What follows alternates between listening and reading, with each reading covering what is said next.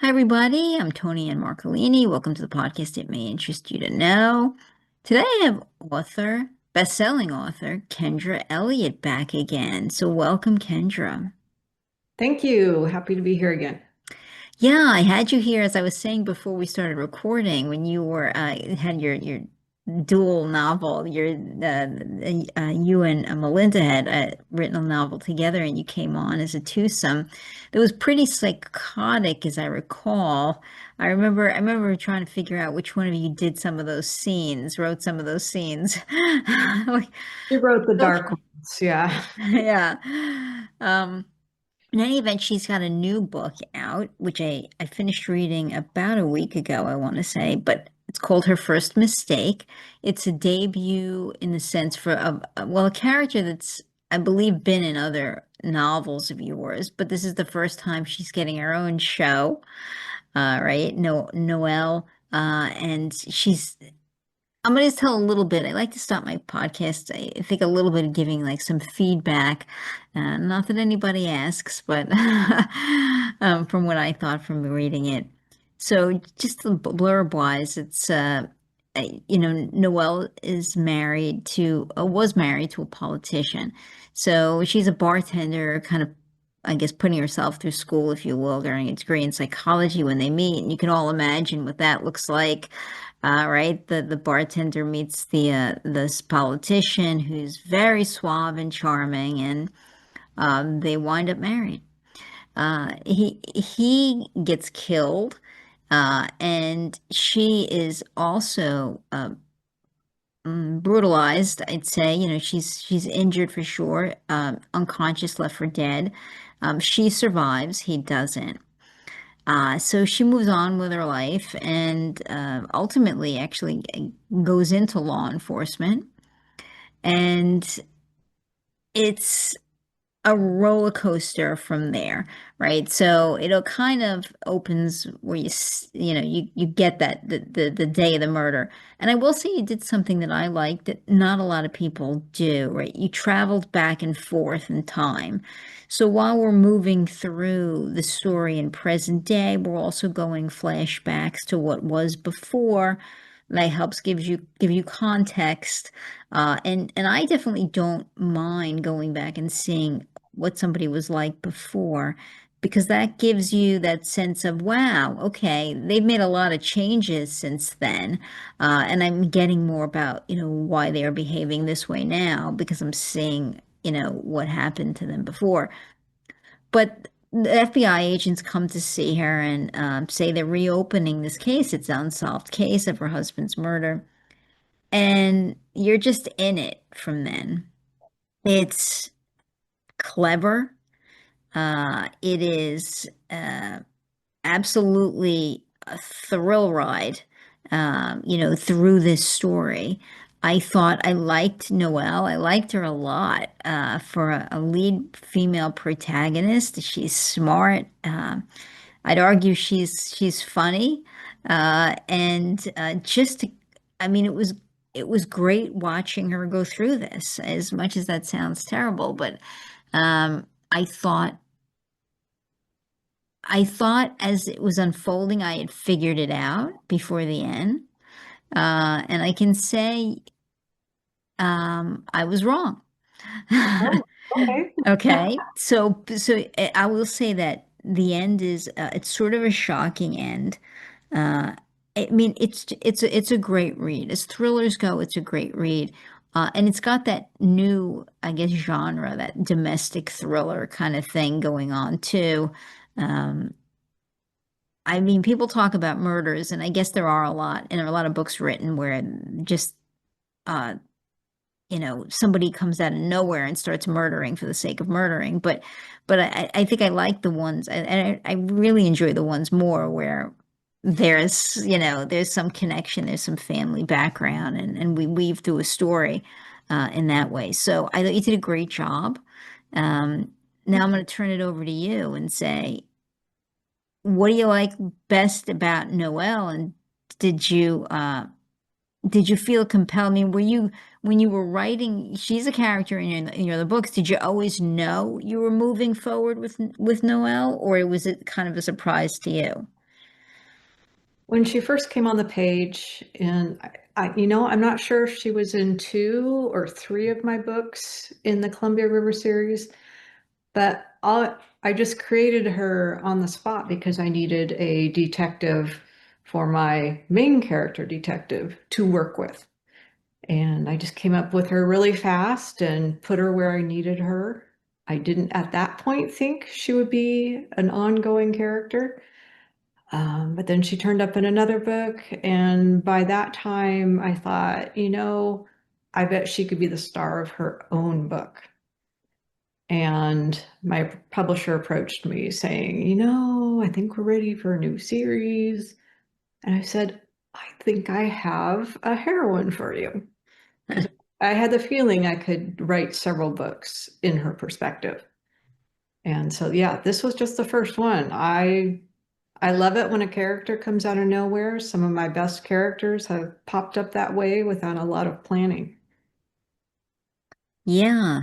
Now, how hard is it to write or create somebody where you're creating two versions of them, right? Because you are creating a 13-year younger person at the same time you're creating the person they are now. And I think most of the times when people write, it's hard enough just to create the one version, right, of who they are. But how hard is it to create two versions of the same person? The hard part is making sure it's believable how she got from point A to point B.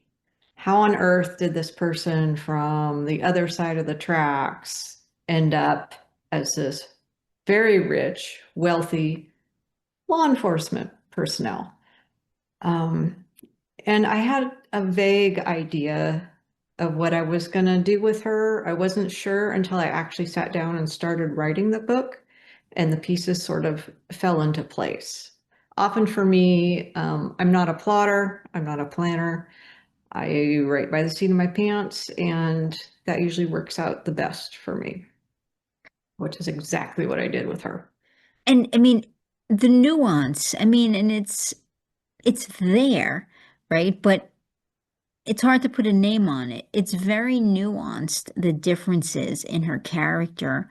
Um, I mean, I mean, there are obvious things when somebody's younger, you can tell, but um, I think every person evolves, with the passage of time, right? I mean, we're all a little bit savvier, a little bit grayer, a little bit savvier, a little bit, a little bit calmer. We all develop traits that, as we go, look different on us, as life comes our way. And I think you did a beautifully nuanced job of her changes. And I guess I was sort of interested in that. Like that really struck me because I think I see it a lot where people go back in time, sometimes not as long. Sometimes it's a shorter window. I mean, 13 years, I think over a decade is a significant window to write somebody. I say certainly 13 years ago, me, right, would be really different than the person who sits here today. So I thought that was, a pretty big window to go back. But a lot of people that I see do it create the exact same character 13 years ago. Mhm. Right? They have the exact same perspectives. They haven't changed really at all. The humor is the same. Everything about them is the same. They're just in this new setting, this younger setting.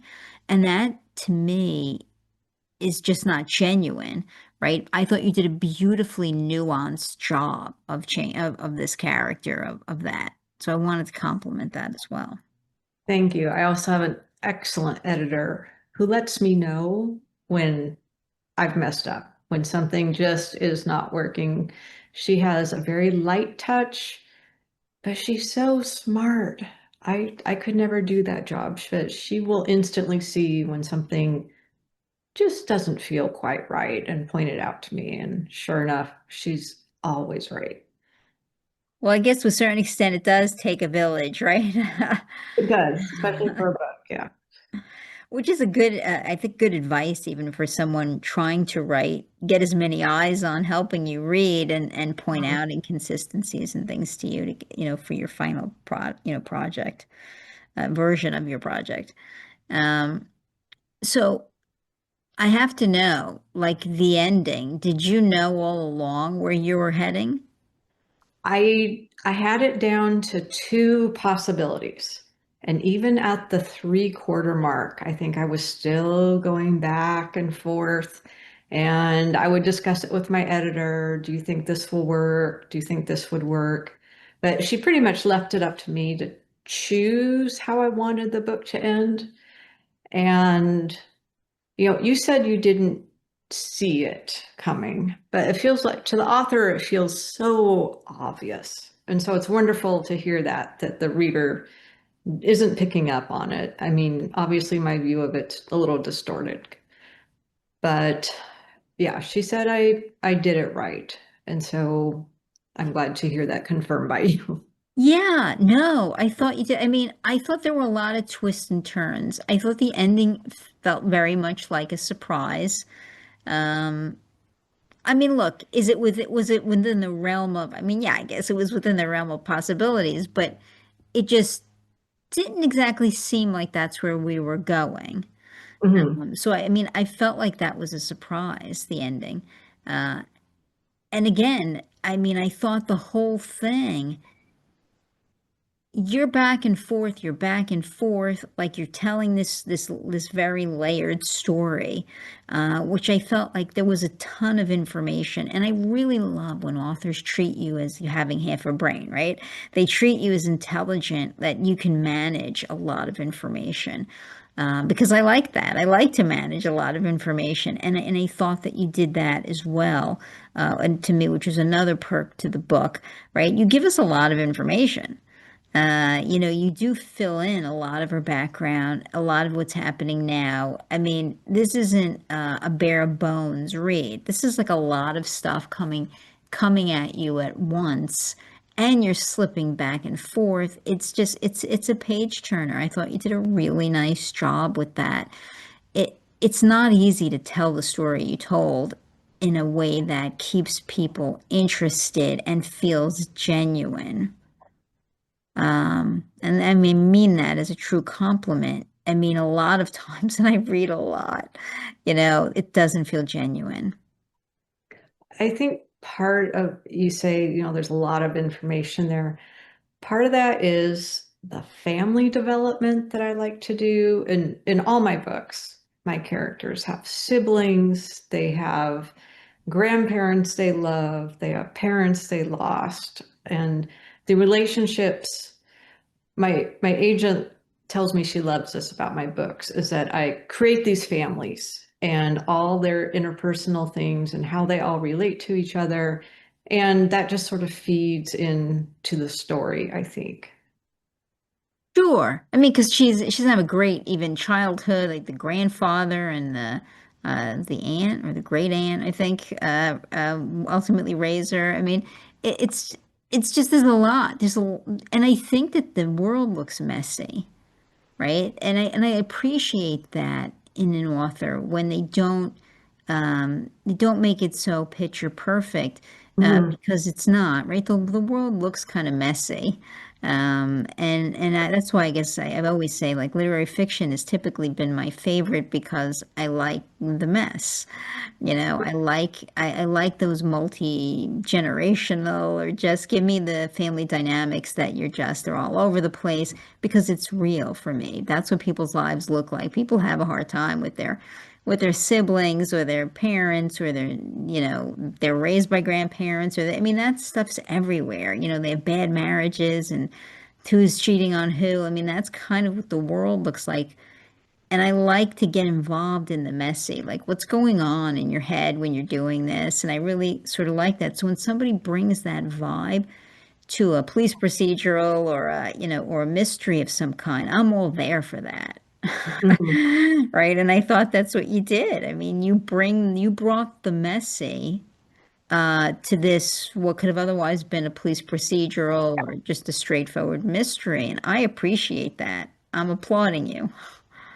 That's the part I like too. That's the meaty part of it. And I mean, I don't want to say it's easy to write a mystery or a police procedural because there is a structure to that.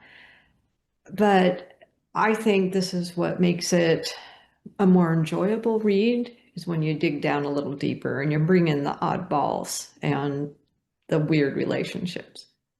Yeah, for sure. Right. And you capture that here. So I know you don't, you mean you're a seat of, you're right by the seat of your pants kind of gal.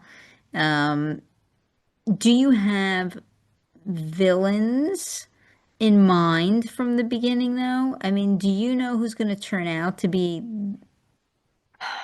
Most often, no. ooh, I've written books where, again, I've gotten to the three-quarter mark and I'm not sure who did it. I well, always, when I, even I'm gonna say not even like the who did it, uh, but like do you know who deep down is the bad guy, right? Because there are certain parts where people turn out to be not as nice as you think, but they're not the mhm. murderer, if you know what I mean. Like, do you know who your people are going to be that are phony or villainous before you get into it? Usually, yes. Yeah. But I usually don't know exactly how much of that I'm going to use of that character. I like to leave red herrings in my path as I go along, for the reader and for myself. I don't know how many times I've gotten to a point in the book and I'm not sure what to do. And I realize, oh, hey, 8 chapters back, I laid the foundation for something without even planning it. And I've found that I do that a lot with my villains. Hmm. Do you like writing villains or like your protagonist better? The protagonist, I think. Um, they say the villain is the hero of his own story type thing. Hmm. But I really enjoy digging deeper into the protagonist and the people around him or her. Now, the qualities you bring to like, let's say Noelle, do you feel like they are qualities or traits that you share? Or do you, you know, bring it a lot from the people that you've observed, people around you, and bring more of their qualities in? Like, how are you creating somebody and how do you pick what traits you want to use? I mean, that's not easy. If you look at all the women I've written as main characters in all my books, it's always been important to me that they're good at what they do, that they have a core of honesty, um, honor. Same with the men characters too. The ones I want to be the good guys. They've got the right thing at their core. Mm. And that's pretty much a mainstay for me. Sometimes I'll be reading a book and I just hate everybody, and I'm waiting for that character to come on the page that I want to root for, and they never show up. So I will always have a you want this character to succeed type thing to happen with all my main characters. Yeah. I mean, you've written a lot of successful books. Uh, do you have favorite protagonists? You probably get asked this, but you must have somebody who's, Right? I love Mercy Kilpatrick, the star of my Mercy Kilpatrick series, yeah. and Mason Callahan is a detective that showed up in the very first book I wrote. Once again, just a walk-on character. I needed a detective, but then he continued popping up in a few books, and I really liked him. And I think maybe me liking him somehow made my readers like him too. I started getting emails. He needs his own book. He needs his own book. He needs to find love, that sort of thing. Yeah. And he ended up getting his own series. And I like who I set him up with too.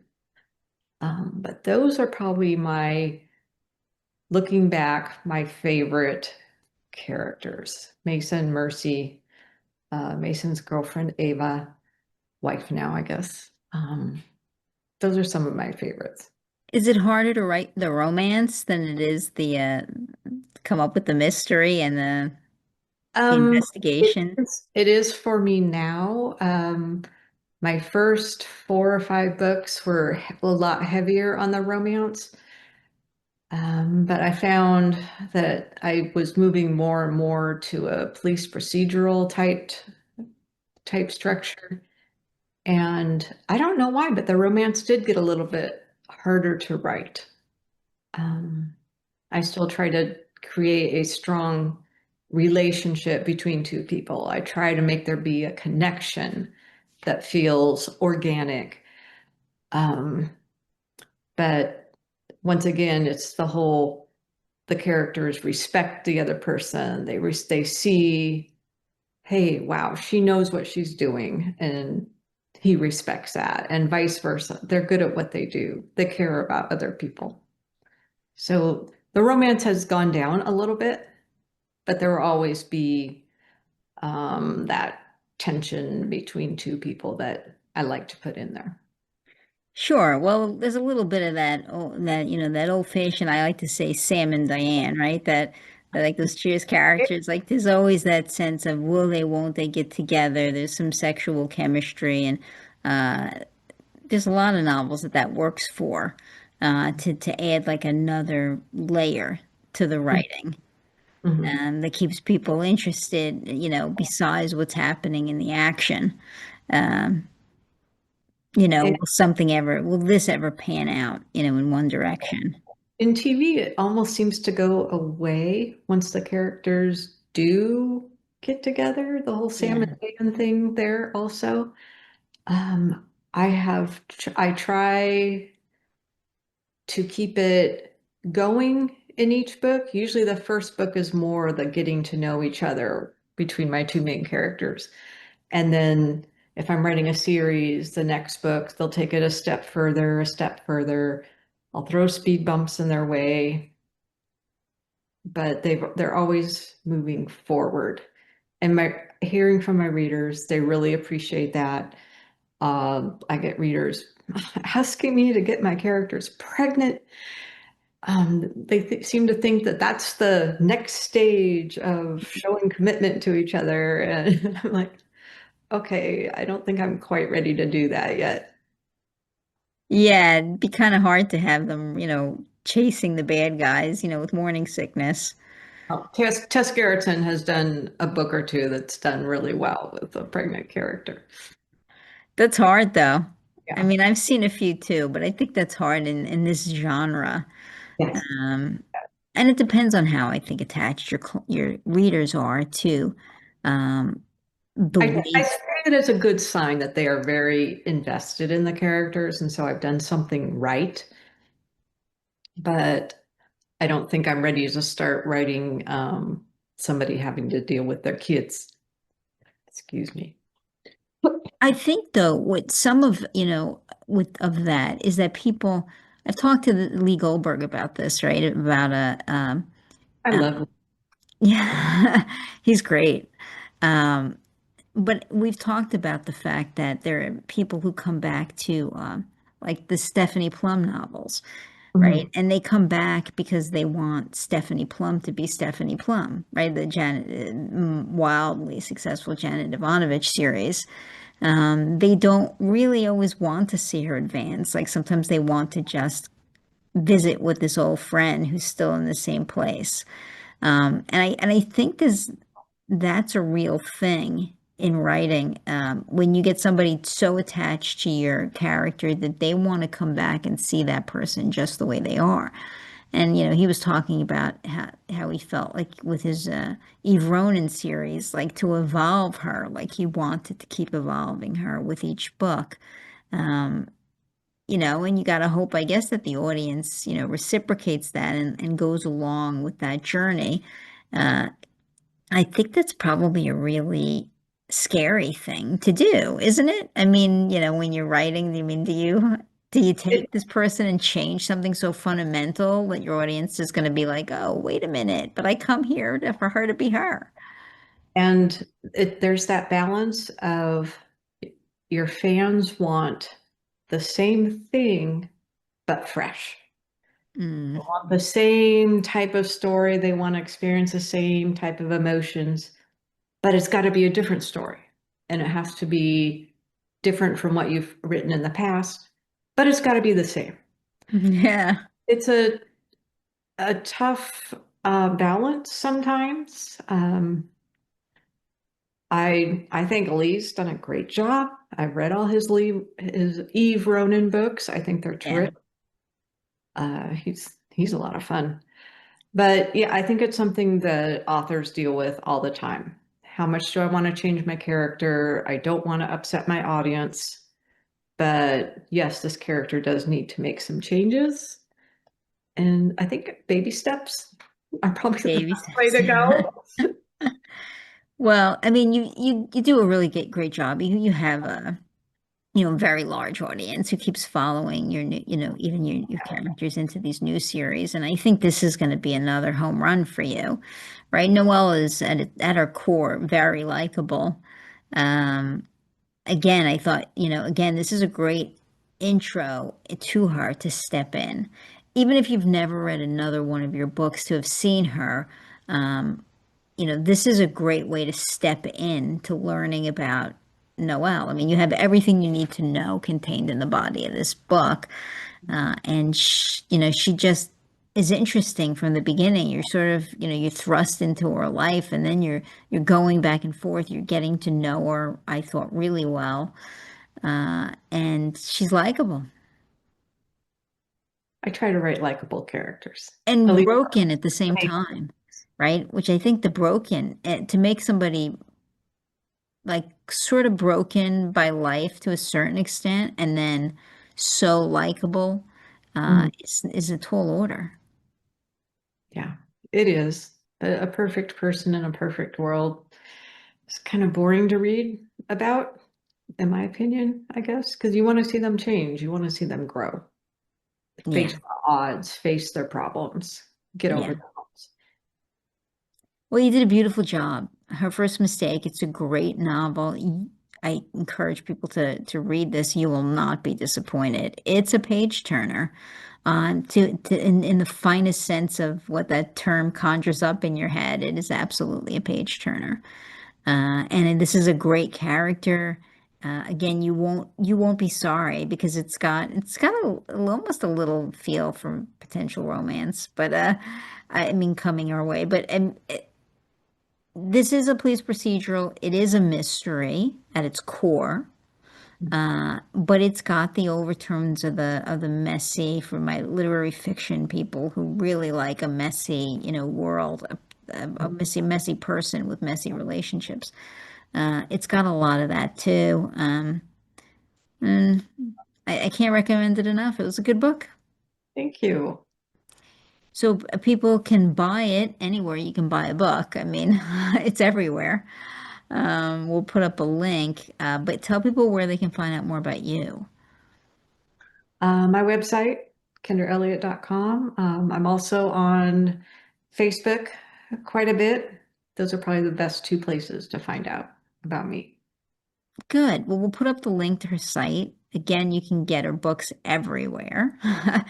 And if you've never read her before, this is a great place to start. And trust me, you'll want to run out and get all of them.